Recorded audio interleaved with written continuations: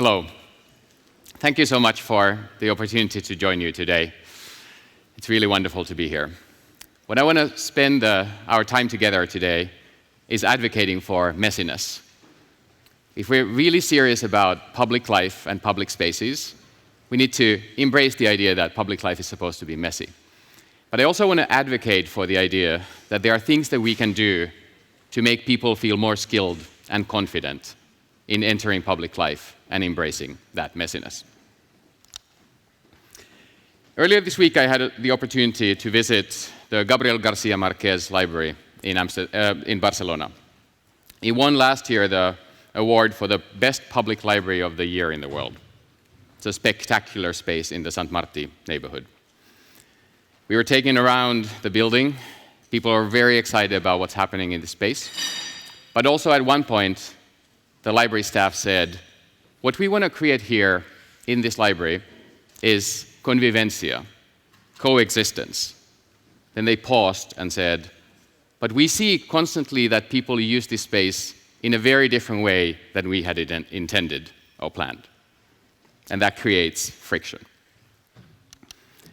That is very relatable to me. I spent a good decade in the city government of Helsinki in Finland. For 5 years, overseeing everything from art museums to libraries to swimming halls to youth clubs. And for all of you who've spent time in public spaces, you know that they have the range of emotions and range of experiences. So you have all those wonderful moments where people help each other, or people find their way, or people feel seen in public spaces, or experience something collectively with other people. Then you have moments of friction, like how much water do you throw on the stones in the sauna at the swimming hall? Or how much Axe body spray do boys use at the youth club? Or how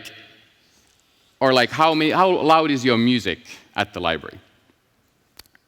And then you have moments of conflict.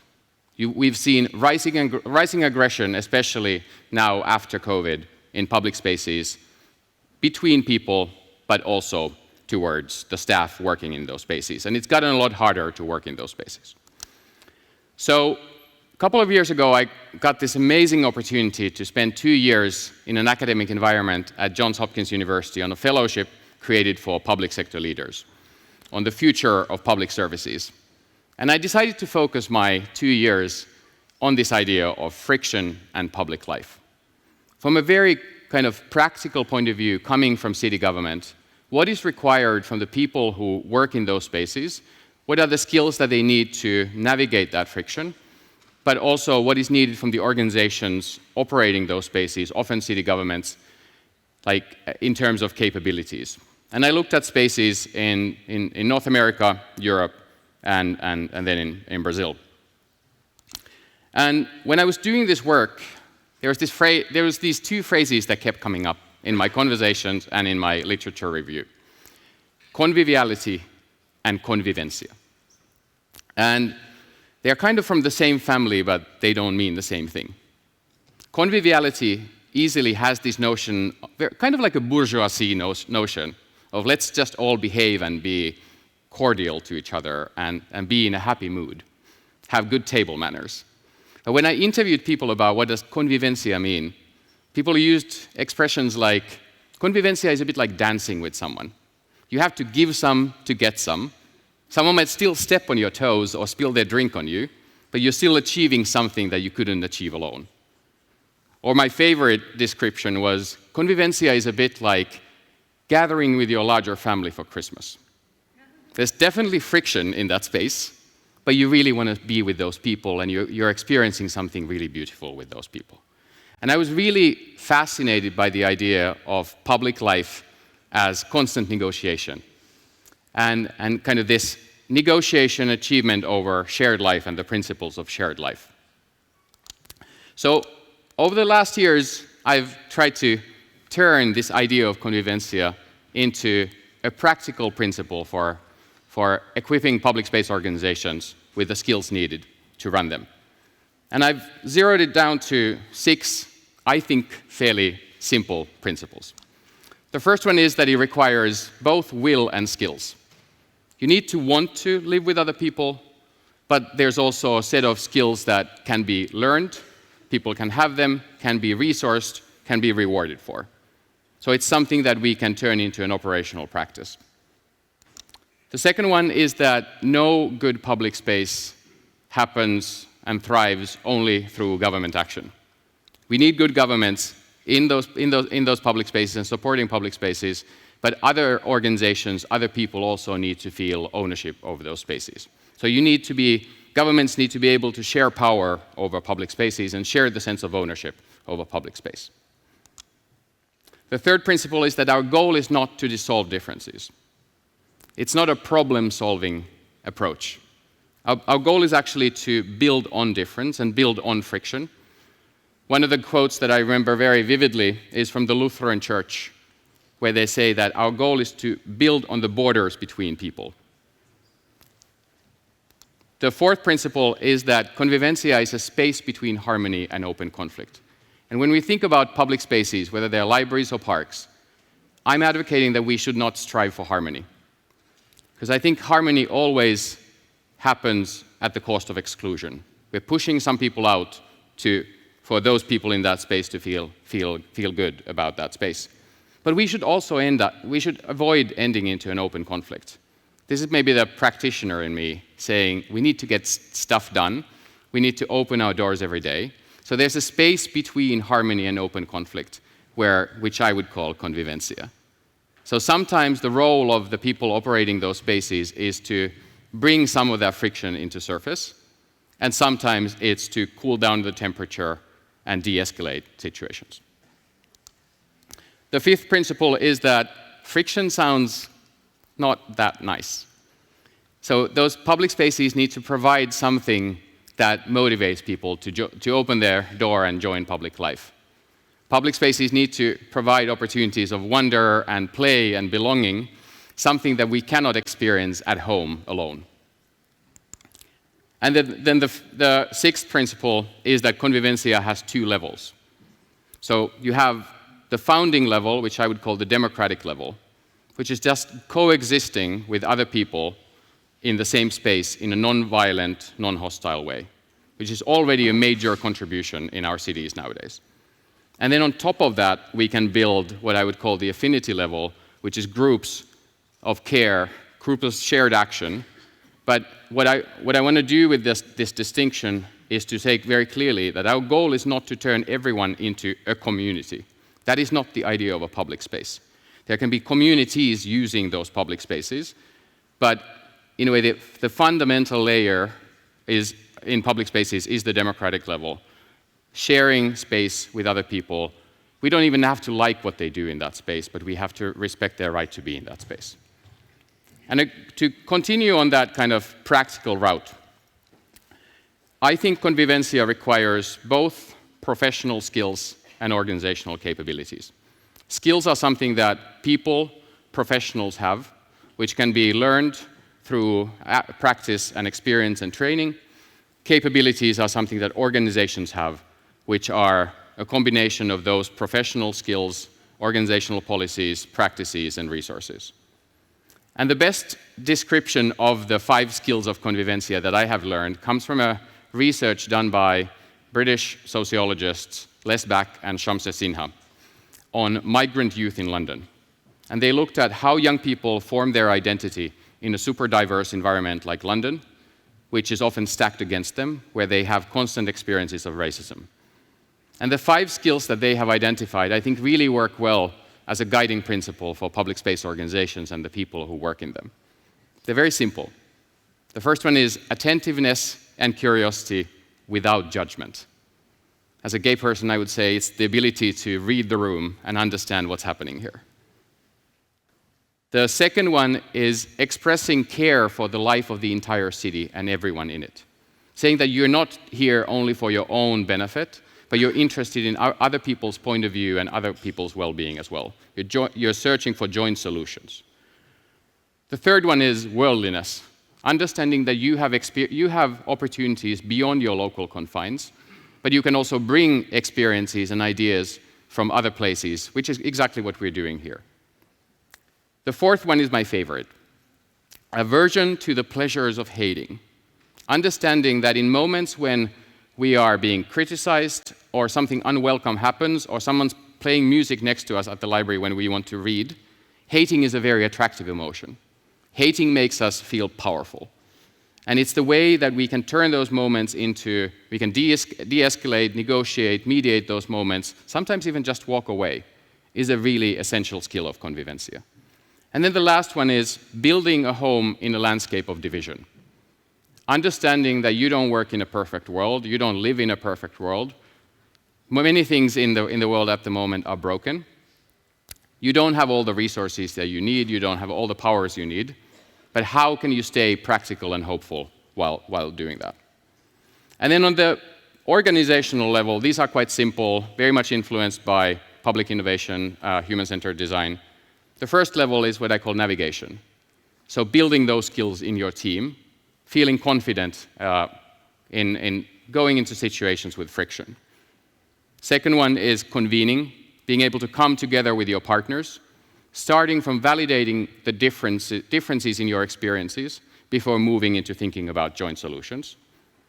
Experimentation, understanding that relationships and trust are not built in conference rooms, but doing practical things in the real world and learning through those, and sharing power in the experimentation. And then the last one is the bureaucrat in me, codification. Turning your lessons into public policy that creates scaffolding for the staff to enter into partnerships and explore new ideas, but it also allows elected leaders, the public, and your partners to hold you accountable. So to turn this practical, I want to give you an example, one of my case studies. And this one is from Amsterdam. And the story starts in 2022. Amsterdam had been developing what they called the Library of the Future for years already. They were building it into the business district of Amsterdam, which is called Zuidas, where they have the World Trade Center. They were talking about technology and innovation and corporate partnerships. They had really star architects working on the plans, finalizing their plans, when Amsterdam had local elections. And the new governing coalition said, hold on, we don't have a lot of money. We should look at our cultural investments from an equity lens. Like, is it really essential for us now to build a 40 million euro library in a business district?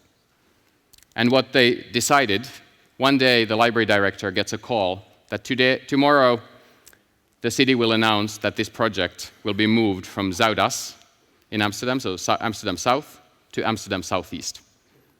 Amsterdam Southeast is 20 minutes by metro from the historical center of Amsterdam, 92,000 residents, 170 nationalities, very much linked to the liberation of Suriname from the colonial rule of the Netherlands, big Surinamese community, very vibrant area, but also an area where people have an experience that they have been overpromised and underdelivered for decades, where the area is very stigmatized in the public discourse, and they often feel that the engagement practices of the city don't have a real effect. To the point that here in the bottom right photo, one of the neighborhood organizations had gone into a participation strike against the city at one point, saying we're not taking part in these things anymore because they have no impact. So this is the moment, this is the friction that the library starts the project. The reaction to the announcement is very mixed. People are, great, we're finally getting an investment of 40 million, but again, you did not ask us what we want. You just decided that we need a library. You didn't ask us whether we would actually want a swimming hall or a movie theater. So the four capabilities that I laid out earlier, navigation, convening, experimentation, codification, I think play out in this project really beautifully. The first one is that the library team starts embracing that friction, talking about it openly. I think this mural in the area captures it really well. It says, learn and respect in Dutch. Showing up in meetings, saying, you probably don't trust us and we understand why. Understanding that the distrust is not personal, it's institutional.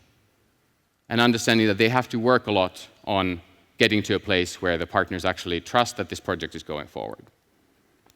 When they start convening with partners, they understand that the language of technology and innovation is not the language they should be using. What they hear from partners is that there's actually genuine concern, but also a real opportunity around young people in the area. And when they start talking about the library of the future in a new way, they talk about young people, young people's opportunities for workforce development, for creativity, for a sense of belonging. They understand, when we move to experimentation, they understand that trust is not built by sitting around a conference table. They know that this capital project of building a new library will take years and years and years. So they start using empty storefronts, C containers, public events as ways to program the library, sharing the power of those spaces with local partners and local youth, actually moving money to the hands of young people in this project, testing out new concepts for the library. And as a result of this year, you had local youth going to the city council advocating for the library, saying, we want this library in our neighborhood. You had the city council confirming their investment into this library. OBA is the name of the Amsterdam library system. And what's most important, the library will open only in 2030, but the city has now approved, based on this development process, that they will open a wooden pavilion next year already on the site of the future library. And I would say that Amsterdam's public library wouldn't have gotten here without embracing friction throughout this project, understanding that they have a lot to prove to the partners that this project is real, and they're willing to share power to the extent that they're building a new governing model for this library, where the neighborhood organization that had gone on strike is one of their partners in that governing model for the new library. So my message today is saying that Convivencia is not easy. I think Convivencia is really wonderful, but it's not easy. I'm not here as a consultant to say, do these 5 skills and these 4 capabilities and all your problems will go away. That's not the point.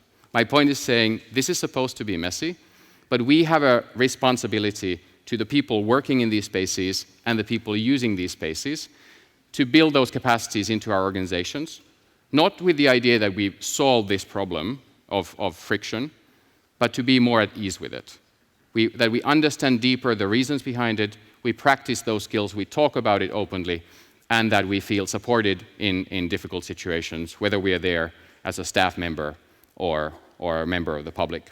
And here's one picture. I work, for instance, with Edmonton Public Library in Canada, how we embrace the idea of Convivencia and integrate that into their service models and staff culture.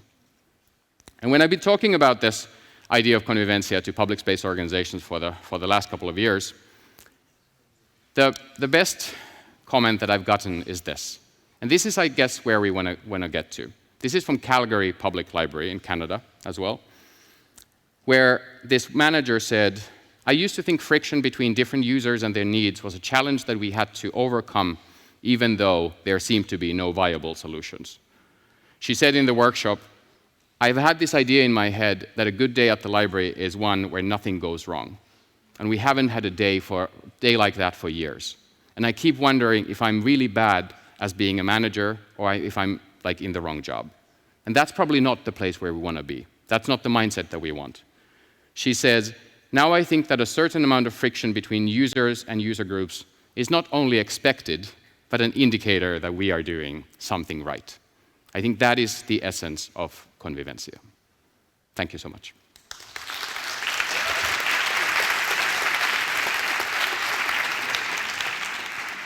Okay.